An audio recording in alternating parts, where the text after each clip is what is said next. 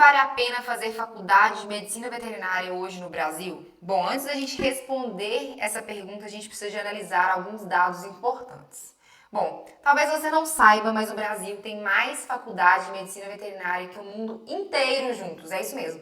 Se você fizer uma pesquisa rápida, você vai perceber que o Brasil tem mais de 500 faculdades de veterinária, enquanto o mundo inteiro, quando a gente soma todas as faculdades de todos os países do mundo, você vai ver que tem menos de 400, se eu não me engano, não sei exatamente qual que está o número atual, mas depois faz uma pesquisa e dá uma olhada nesses números. Então isso já mostra que o Brasil vai ter muitos veterinários se formando a cada ano e essa realidade ela já está acontecendo a cada dia, né?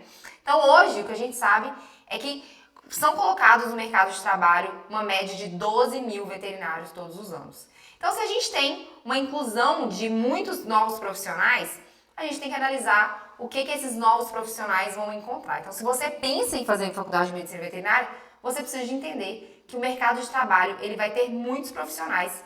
Então, esse é o primeiro ponto importante para a gente conseguir responder essa pergunta. O segundo ponto importante é que a medicina veterinária, ela trata de animais. E se você vai focar em clínica de pequenos, né, como é o meu caso, a gente tem que lembrar que no Brasil existem mais de 30 milhões de animais abandonados. Isso demonstra que nós temos uma cultura de pouca valorização da vida. Então, o animal que ele de alguma forma ele é maltratado e negligenciado, se existem muitos animais que vivem em situações de abandono, consequentemente a gente vai ter um nível de consciência cultural muito baixo, ou seja, tutores que não entendem exatamente qual que é o valor do que você trata e aí, consequentemente, você tende a ter uma profissão desvalorizada.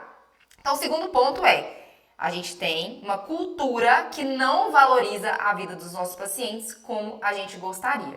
E se você está gostando desse vídeo, aproveita e dá um like aqui. Eu prometo que eu vou tentar vir aqui com muita frequência para a gente falar um pouco sobre a medicina veterinária no Brasil e qual que é a realidade que você, médico veterinário, ou você que deseja fazer faculdade de medicina veterinária vai enfrentar. Eu sou Maria Paula, eu sou dona da Amar Veterinária, saindo da faculdade com quase que nenhum conhecimento, extremamente insegura, me sentindo incapaz de atender um paciente e ao longo de 15 anos eu fui entender exatamente o que é a medicina veterinária e eu consegui criar o meu negócio, que é a medicina veterinária que eu acredito.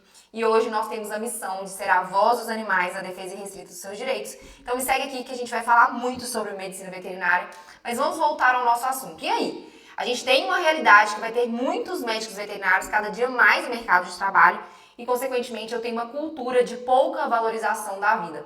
E no meio desse cenário, eu também tenho o quê? Políticas públicas que não defendem a vida do animal. Então, se eu tenho tutores que não sabem a importância de tratar e fazer o que é necessário pela vida do animal e, consequentemente, eu tenho políticas públicas que não exigem uma conduta ética e moral e de responsabilidade desse tutor, eu, consequentemente, vou ter esse cenário que o tutor, mesmo que ele não entenda a valorização, se eu tivesse uma política pública que cobrasse dele essa responsabilidade, já melhoraria muito. Mas no Brasil, a gente não vai ter uma política pública que exige do tutor a responsabilidade de fazer aquilo que é necessário, que ele não seja omisso e que ele garanta um bem-estar desse animal.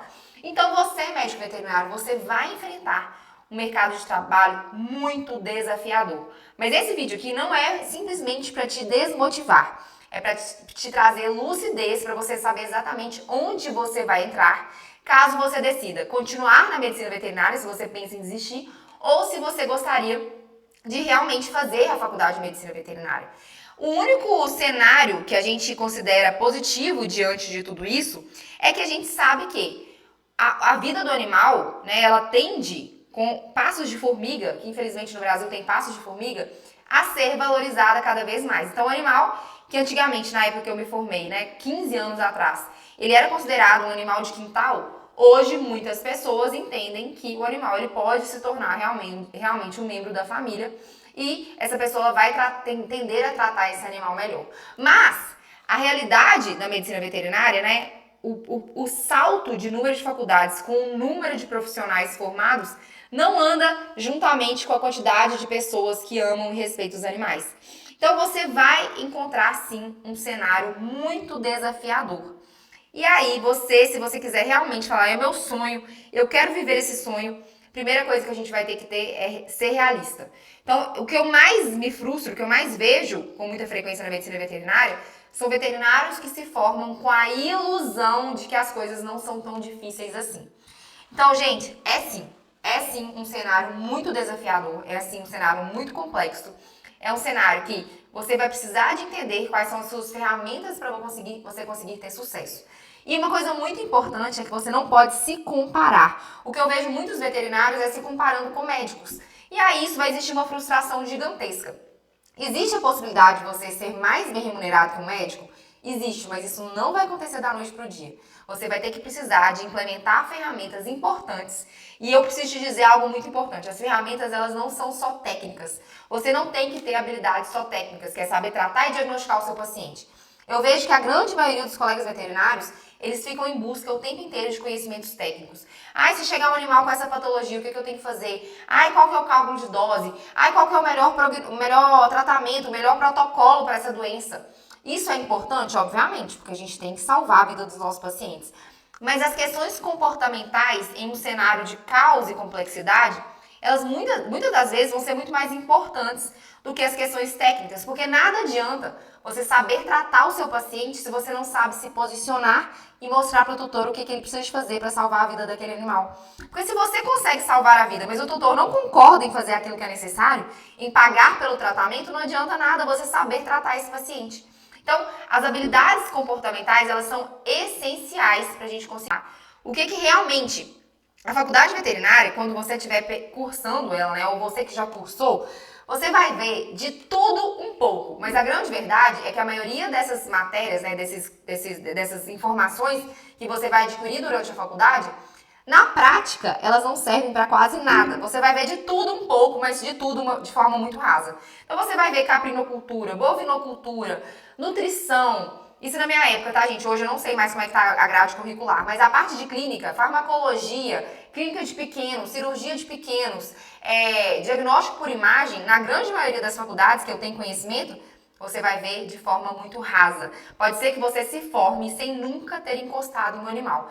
Então você vai ter uma visão muito ampla e rasa sobre o que é a medicina veterinária, mas aí da noite pro dia você tá com um carimbo, com seu número no registro do conselho, e aí você vai ter que enfrentar uma situação muito complexa, que é o quê? Eu preciso lidar com o tutor. Além de eu precisar de lidar com o animal, que muitas vezes você não está preparado, que é o quê? Saber fazer um diagnóstico, saber ler um hemograma, saber ler exames, saber requerir exames, você muitas das vezes vai lidar com um tutor que vai te desvalorizar, porque você ainda não sabe se posicionar. Você vai passar um ar de insegurança para ele, porque a insegurança a gente só vence ela se expondo a essa situação de estar realmente atendendo o animal. Não existe uma outra forma. Claro que o preparo vai diminuir sua insegurança, mas você estar ali de frente para o tutor é o que vai te manter. Quando você conseguir driblar essas situações de frente com o paciente, essa insegurança, quando aquilo vai se tornando mais comum na sua vida, ela tende a diminuir. A gente pode falar sobre insegurança depois, mas o que eu quero te dizer é o seguinte: o cenário ele vai te deixar muito desestabilizado, porque ninguém te preparou para isso.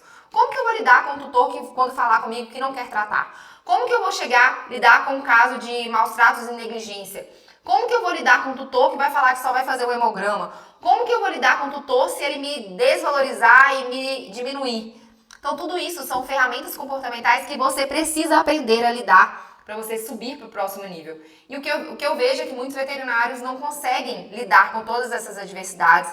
E sim, eles vão se frustrar. E a gente vai entender que quanto mais pessoas no mercado de trabalho, mais desvalorizado tende a ficar a veterinária, se não existe um aumento cultural e uma melhora cultural em relação ao valor da vida.